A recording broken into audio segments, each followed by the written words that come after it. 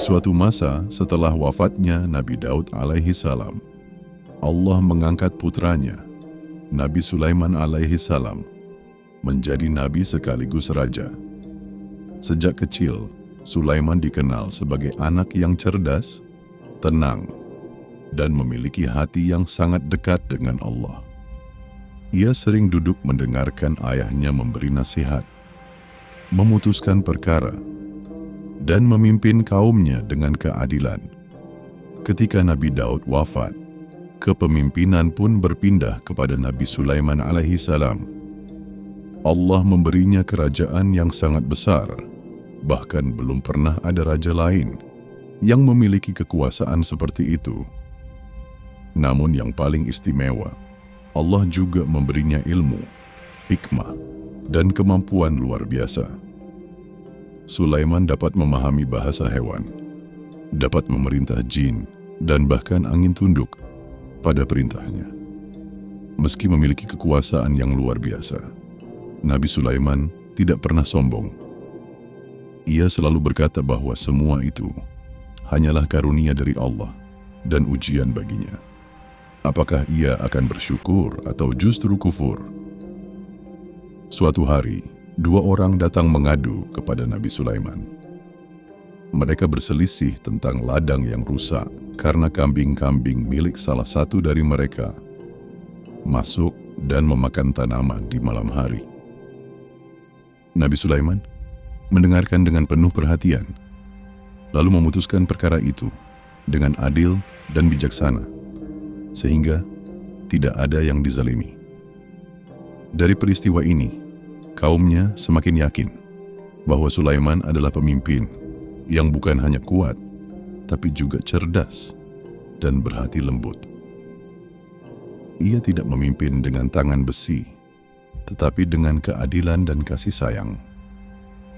Ia selalu mengingatkan rakyatnya untuk menyembah Allah semata dan menjauhi kesombongan. Suatu hari, Nabi Sulaiman memimpin pasukan besarnya, terdiri dari manusia, jin, dan burung. Barisan itu sangat rapi dan megah. Ketika mereka melewati sebuah lembah, Nabi Sulaiman mendengar seekor semut berkata kepada kawannya agar segera masuk ke sarang, supaya tidak terinjak oleh pasukan Sulaiman tanpa sengaja. Mendengar itu, Nabi Sulaiman tersenyum. Ia tidak marah, tidak pula merasa tersinggung. Justru ia bersyukur kepada Allah karena diberi kemampuan memahami bahasa makhluk kecil sekalipun. Ia pun berdoa agar selalu menjadi hamba yang bersyukur dan tidak zalim meskipun memiliki kekuasaan yang besar. Dari peristiwa ini, kita melihat betapa rendah hatinya Nabi Sulaiman. Meski ia adalah raja terbesar di masanya. Pada suatu hari, Nabi Sulaiman memeriksa pasukan burung-burungnya dan menyadari bahwa burung hudhud tidak ada. Tak lama kemudian, hudhud datang membawa kabar penting.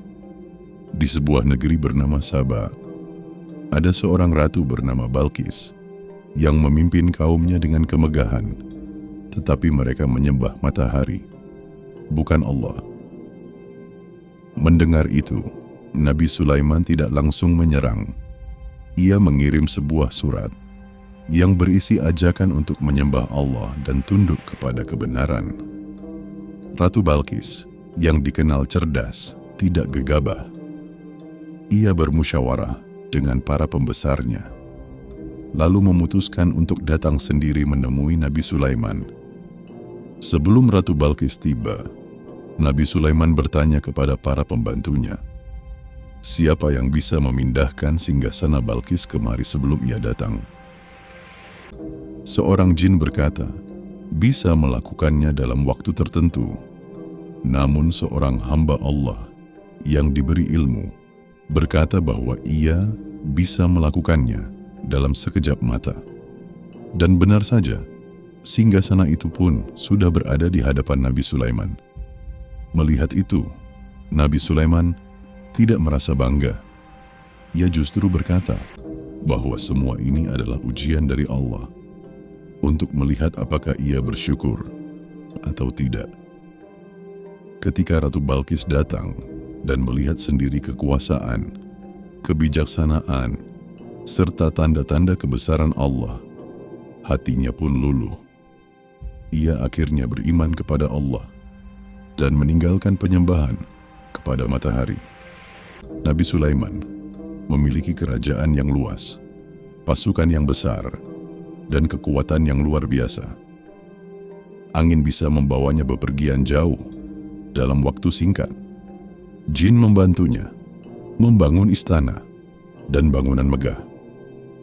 Namun di balik semua itu, ia tetap hidup sebagai hamba Allah yang taat.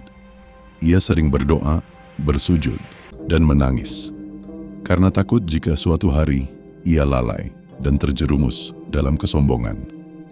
Ia tahu bahwa semua kekuasaan ini hanyalah titipan, bukan miliknya yang abadi. Suatu hari, Nabi Sulaiman wafat dalam keadaan berdiri sambil bersandar pada tongkatnya. Para jin yang bekerja mengira ia masih hidup, sehingga mereka tetap bekerja seperti biasa. Baru setelah tongkat itu dimakan rayap dan tubuh Nabi Sulaiman jatuh, mereka sadar bahwa beliau telah wafat. Dari peristiwa ini, Allah menunjukkan bahwa tidak ada makhluk yang mengetahui perkara gaib kecuali Dia semata. Hikmah besar dari kisah Nabi Sulaiman alaihissalam.